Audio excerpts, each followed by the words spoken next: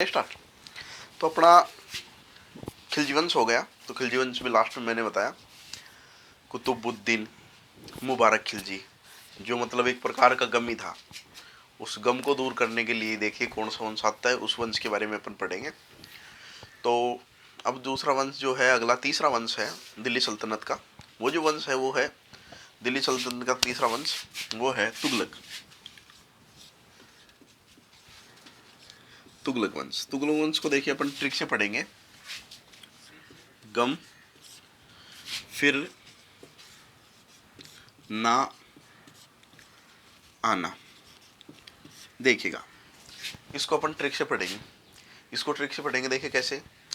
गै से बनेगा गयासुद्दीन, गयादीन तुगलक। ठीक है जी, गयासुद्दीन तुगलक। मैं से बनेगा मोहम्मद बिन तुगलक। दूसरा हो गया जी मोहम्मद बिन तुगलक। फिर जी तीसरा जी फिरोज शाह तुगलक।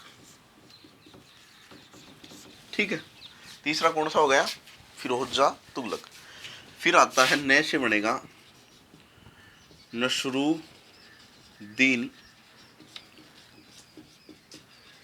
तुगलक। तुगलक वंश की बात चल रही है। यदि मैं इस वंश की बात करूं तो दिल्ली सल्तनत में 94 वंश तक क्या किया था जी? शासन किया था। कितने वर्ष तक? 94 वर्ष तक। मैंने बताया था ना, 84, 30, 94, 37, 75। 84 किसने किया? किसने किया? गुलाम वंश, जो कि आपको बताया था। 84, 30 किया किसने? खिलजी ने। 94 किया इन्होंने, 94 वंश तक। ठीक है जी, पहला आ गया अपना गयासुद्दीन तुगलक। यदि मैं इसके वास्तविक नाम की यदि बात करूं, किसकी? गयासुद्दीन तुगलक की वास्तविक नाम की बात करूं, तो इसका वास्तविक जो नाम था वो था गाजी मलिक। अच्छा जी, यदि मैं वास्तविक नाम की बात करूं तो उसका नाम जो था वो था गाजी मलिक। और वास्तविक संस्थापक भी यही बोल सकते हैं अपन। कौन था जी? गाजी मलिक या गयासुद्दीन तुगलक क्या था?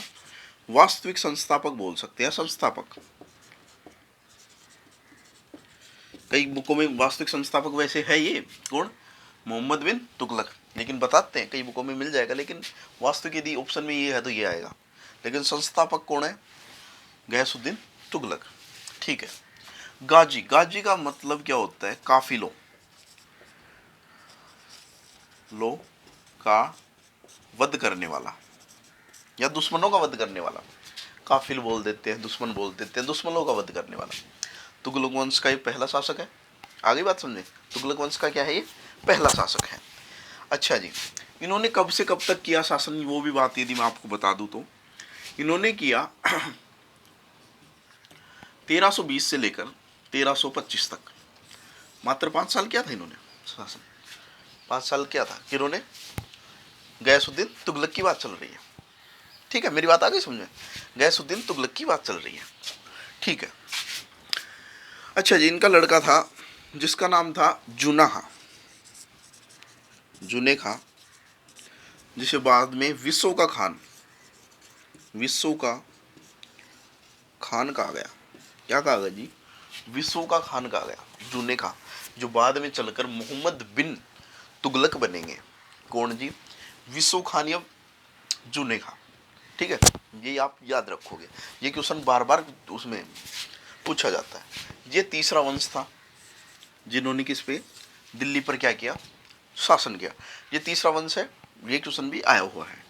अच्छा जी, यदि मैं बात करूं गयासुद्दीन तुगलक की, तो ये नहरों का निर्माण, सर्वप्रथम यदि श्रेय जाता है नहरों के निर्माण के बारे में, तो वो जाता है गयासुद्दीन तुगलक को। भारत में यदि मैं बात करूं नहरों का निर्माण और सर्वाधिक नहरों का निर्माण यदि बात करूं, तो तुगलक वंश के समय में ही सर्वाधिक नहरों का निर्माण हुआ। और सर्वाधिक शहरों का नाम परिवर्तन यदि मैं बात करूं, वो भी इसी समय की बात है। और सर्वाधिक मतलब यदि नगरों का निर्माण करने की यदि मैं बात करूं, वो भी इसी समय की बात है। लगभग इसी समय में ये क्या हुए हैं? ये क्या हुए हैं? क्या हुए हैं? कार्य हुए हैं। नहरों का निर्माण सर्वाधिक, सबसे पहले बोल सकते हो आप, सर्वाधिक नहरों तो काम तो फिरोज शाह तुगलक और मोहम्मद बिन तुगलक के समय होगा, लेकिन मैं बोल सकता हूँ कि नहरों का शुरुआत जो है वो इस समय हुई है। ठीक है। अच्छा जी, अब इनकी मृत्यु की बात कर लेते हैं अपन। इनकी जो मृत्यु हुई, कई इतिहासकार साजिश लिखते हैं इन्हें, कई इतिहासकार बोलते हैं कि इनकी मृत्यु मतलब बाई एक्सीडेंट थी। यदि मैं बात कर लूँ तो इनकी जो मृत्यु है वो हुई है, लकड़ी का एक महल था, उस महल के गिरने के कारण हुई है। मैं बात बता दूं आपको पूरी, लकड़ी के महल गिरने के कारण, महल या दबने के कारण या ढहने के कारण इनकी क्या हुई है, मृत्यु हुई है। जो अपने आप में एक बहुत अच्छा क्वेश्चन है, जो ये है कि ये क्वेश्चन बार बार पूछा गया है। जैसे बात बता दूं मैं आपको कि ये मान के चलिए आप, ये कुतुबुद्दीन ऐबक की मृत्यु के बारे में भी पूछा गया है, पोलो खेलते हुए, इनके बारे में पूछा गया और इनके बारे में भी क्वेश्चन पूछा गया, क्योंकि दोनों ही जो है मृत्यु हुई है वो भी बाई एक्सीडेंटली मानी जाती है, ये भी। दोनों बच्चे क्या करते हैं, मतलब बच्चे आपस में कंफ्यूज हो जाते हैं, बच्चे ये सोचते हैं कि दोनों क्वेश्चन एक है, तो वहाँ जाके ऑप्शन देगा आपको। ये जब ये आपको क्वेश्चन पूछेगा तो उसमें आपको डेफिनेटली कुतुबुद्दीन ऑप्शन देगा, तो माइंड चकरा जाता है अपना। तो वो चीज़ है, मेरी बात समझ में आ रही है आपको? तो वो क्या देगा, ये ऑप्शन जरूर देगा आपको। तो इसलिए बच्चे क्या कर देते हैं, गलत करके आ जाते हैं, वो चीज़ है। मेरी बात समझिए। हो गया काफिलों का वध करने वाला गाजी मलिक, इनके पुत्र का नाम जूना खां, संस्थापक, फिर मताना 94 वंश तक शासक किया। ठीक है जी। 30वां क्या था ये वंश था जी। ठीक है, तीसरा वंश बोल सकते हैं। दूसरा खिलजी, पहला कौन सा था, याद हो गया, गुलाम। अच्छा, इसके बाद में देखिए इनका जो टाइम पीरियड था, किसकी बात चल रही है, गयासुद्दीन तुगलक की, 1325 तक था। ठीक है, 20 से 25 तक बताया था, सारी चीज़ें हो गई। ठीक है, नसरुद्दीन भी आएगा, अभी देखिएगा। बाकी यहाँ तक ये अभी मैं रफ कर देता हूँ, इसके बाद में फिर दोबारा से स्टार्ट करते हैं। ठीक है, ओके, चलो स्टार्ट करें। तो इसमें अपन करेंगे मोहम्मद बिन तुगलक। अब देखिएगा, मोहम्मद बिन तुगलक की यदि मैं बात कर लूँ 25 से लेकर 51 तक, 2025 से 51 नहीं है ये वही चल रही है सन 1325 से 1351। ठीक है, वो जो, हाँ, 1200 1200 1300, हाँ हाँ सही है, 1351 तक की बात चल रही है। ठीक है, तो ये टाइम पीरियड समझ में आ रहा है आपको धीरे धीरे? ठीक है। यदि मैं बात करूं, ये मतलब महत्वपूर्ण या महत्व, ये मानते हैं वास्तविक, कई बुकों में दिखा होता है वास्तविक संस्थापक, ये सबसे मोस्ट इंपोर्टेंट है। यदि मैं दिल्ली सल्तनत की यदि बात कर रहा हूँ, और यदि सबसे बुद्धिमान शासक की यदि बात होगी इसमें, तो इनका नाम ना है तो ये हो ही नहीं सकता। यदि सबसे बुद्धिमान पढ़े लिखे की यदि बात करूँ मैं, और इनका नाम नहीं आए तो हो ही नहीं सकता। इनको गणित शास्त्र,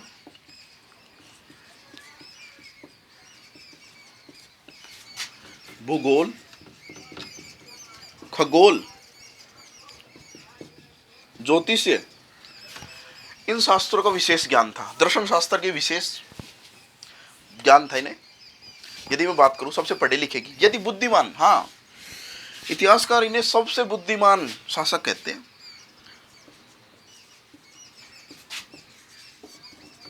बुद्धिमान, हाँ जी, क्यों बुद्धिमान था जी? इतनी चीजों को यदि कोई जानेगा, पहचानेगा, उन चीजों के बारे में इतना पढ़ेगा, कोई इतने ग्रंथ शब्दावली या इनको याद होंगी खगोल या भूगोल या गणित शास्त्र के बारे में, वो तो वैसे ही बुद्धिमान हो गया। ठीक है, यदि मैं बात करूं किसके बारे में, बुद्धिमान की होगी सबसे, दिल्ली सल्तनत का माना जाता है, इतिहासकार लिखते हैं कि सबसे बुद्धिमान।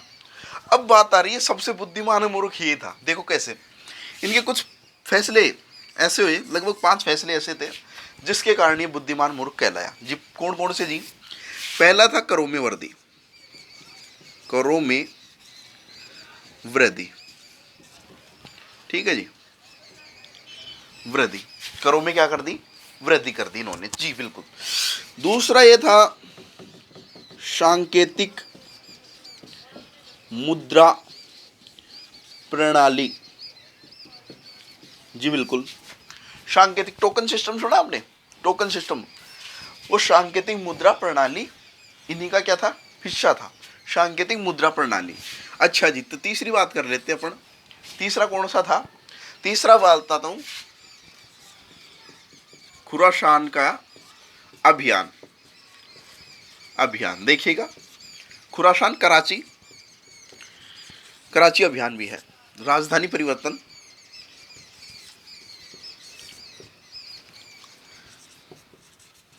राजधानी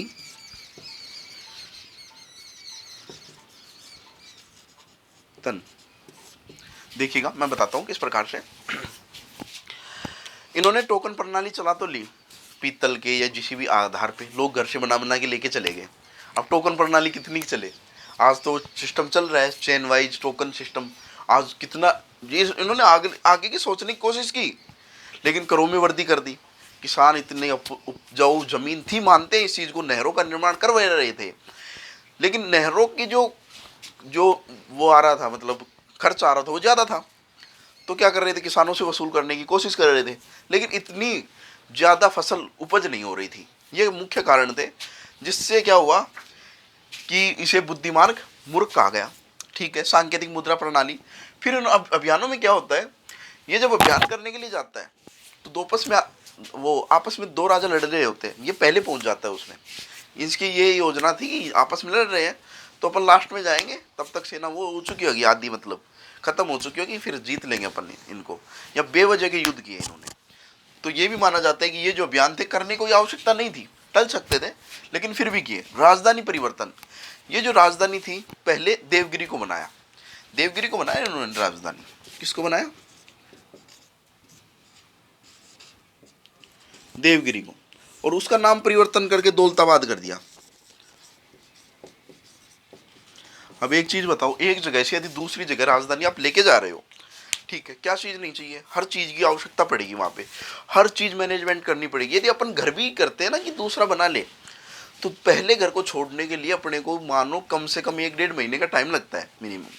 आज ये रह गया, पुराने घर में कूलर है वो लेके जाना, गर्मी आ गई चलो, सर्दी आ गई हीटर ले चलो, ये आ गए वो ले चलो। तो ऐसे अपन को मैनेज होने में ही कम से कम 2-3 महीने का टाइम मैक्सिमम लगता है। लेकिन इन्होंने राजधानी फटाक से तुरंत से फैसले ले लिए। ये फैसले तुरंत से लेने के नतीजे, इसलिए इतिहासकार इन्हें क्या कहते हैं, बुद्धिमान मूर्ख कहते हैं। ठीक है, तो यही यहाँ तक कर हो गया, यहाँ तक उतारो आप, और अभी आ गया आपको पढ़ाते हैं। ठीक है, मैं रफ कर दूँ? ठीक है, करें स्टार्ट। ठीक है,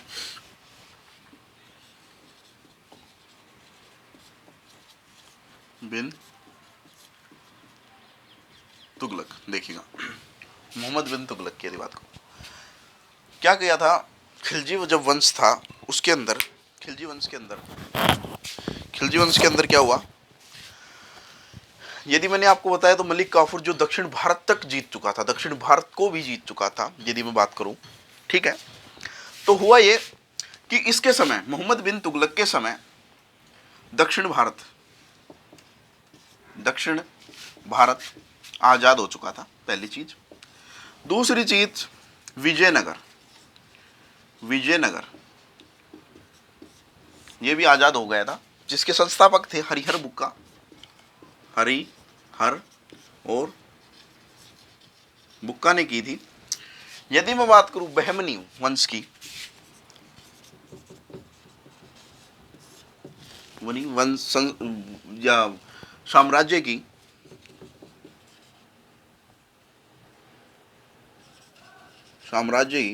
बात करूं तो उसके संस्थापक थे